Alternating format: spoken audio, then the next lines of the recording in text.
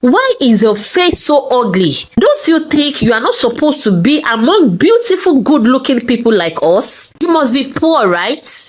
Only a poor guy will act like this. If you had any real money, you wouldn't look like this. You would have used your money to get some face surgery. So ugly, so scary face like a monster. We surrounded him, chanting, ugly boy, ugly boy, ugly boy, strange face, strange face. Once upon a time, in a bustling city of Lagos, there lived a billionaire named Chief Okoro, who was known far and wide for his wealth and influence. He had everything one could ever dream of: mansions, cars, and businesses that spread across the country. But his greatest treasure was his son, Chinedu. Chinedu was not only the son of one of the richest men in the land, but he was also blessed with extraordinary good looks. His skin was so smooth and glowing like polish. His eyes shone like stars, and his smile could light up the darkest room. Everywhere Chinedu went, people would stop and stare, captivated by his beauty. But Chinedu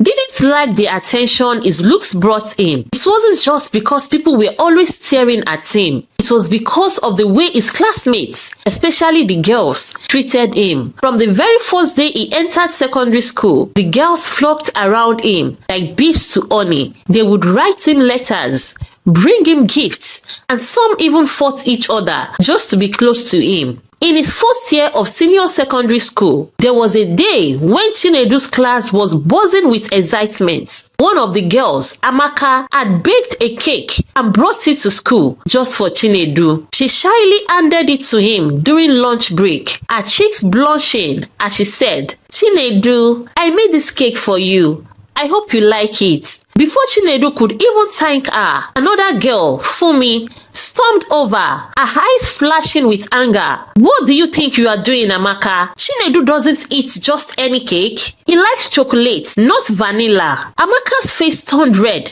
with embarrassment, but she wasn't ready to back down. "Who told you that? Chinedu and I talk all the time. He told me himself that he likes vanilla." The argument quickly escalated, and soon the two girls were shouting at each other, each trying to prove that they knew Chinedu better. The situation got so heated that they started pushing and shoving, knocking over chairs, and causing a scene in the cafeteria. The teachers had to step in and separate the two girls. While Chinedu stood there, feeling both embarrassed and guilty. He hadn't asked for a cake, but now it seems like it was the cause of the trouble. In another instance, during a class break, two girls named Chioma and Bisi began fighting over who gets to sit next to Chinedu during a school assembly. Chioma had been sitting beside Chinedu earlier that day and planned to do so again. But when Bisi saw her approaching, she quickly sat down in the seat, glaring at Chioma. "Move! That's my seat," Chioma demanded. "No way! I'm sitting here today." Bisi shot back. Before long, the two girls were pulling each other's hair and hurling insults. The noise attracted the attention of the entire class, and soon the teachers had to intervene once more. Both girls were sent to the principal's office, and once again, Chinedu found himself being questioned. "Chinedu, what is going on with these girls? Why do you cause so much trouble in my school?" the principal asked, shaking his head, and his voice tinged with frustration. "But sir, I really don't know. I haven't done anything wrong," Chinedu replied, genuinely confused and tired of being in the middle of these quarrels. The principal would sigh deeply. He knew Chinedu was telling the truth, but the trouble his presence caused was undeniable. The girls couldn't help but fight over him. The constant attention from the girls did not go unnoticed by the boys in Chinedu's class. They often watched with jealousy as the girls fawned over him, bringing him gifts and fighting for his attention. The envy only grew stronger when they realized that Chinedu wasn't just good looking, he was also one of the smartest students in the class. There was one boy in particular, Tunde, who couldn't stand the sight of Chinedu being praised by both teachers and students. One day, during a mathematics test, Tunde sat behind Chinedu, watching as he effortlessly solved the problems on his papers. When the test results were announced, Chinedu, as usual, came out on top with the highest score. That's just because he's the teacher's favorite. Tunde muttered to his friends after class.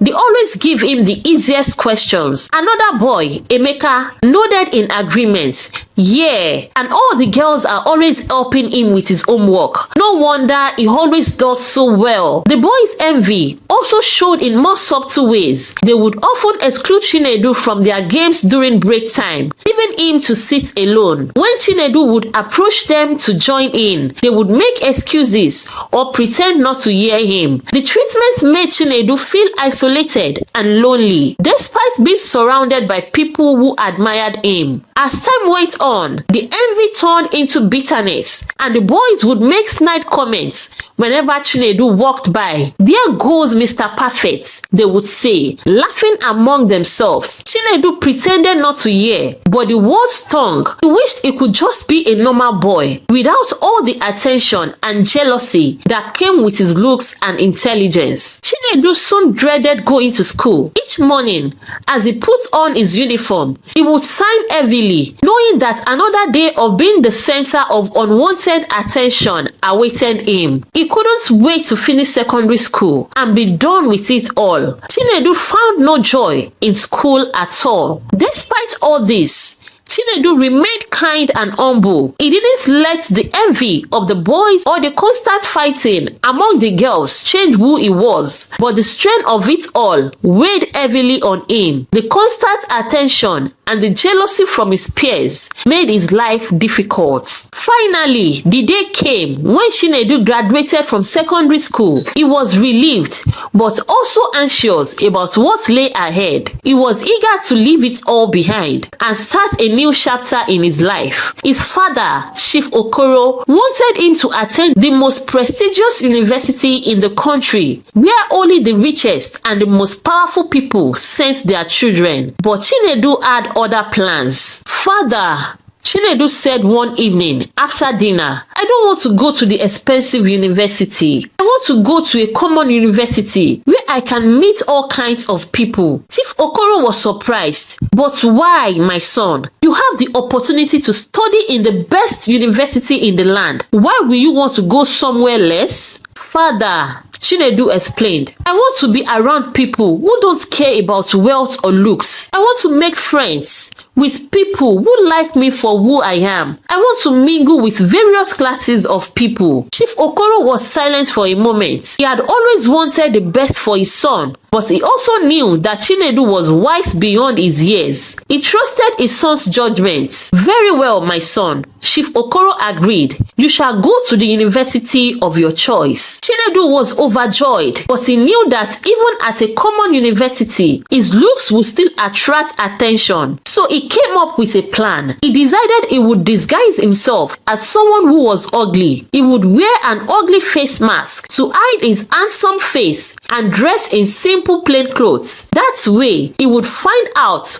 who truly liked him for who he was on the inside. As Chinedu was preparing for school, he visited a craftsman to make an ugly face mask that will match his skin color, look real, and will be difficult for people to know it's a mask. The day came for Chinedu to leave for university. He packed his bags, said goodbye to his family, and set off for a new life. When he arrived at the university, he put on his mask, which covered his face. To complete his disguise, he wore old thrift clothes. At first, when Chinedu entered the university, the other students did not know what to make of him. He had never seen anyone like him before. Some of them laughed and pointed at him, calling him names like ugly face and the strange one. Others whispered behind his back, wondering why anyone's face would be so unattractive like that. Despite this ridicule, Chinedu didn't mind. He was used to being the center of attention. But this time, it was different. This time, he was in control. He could walk around the campus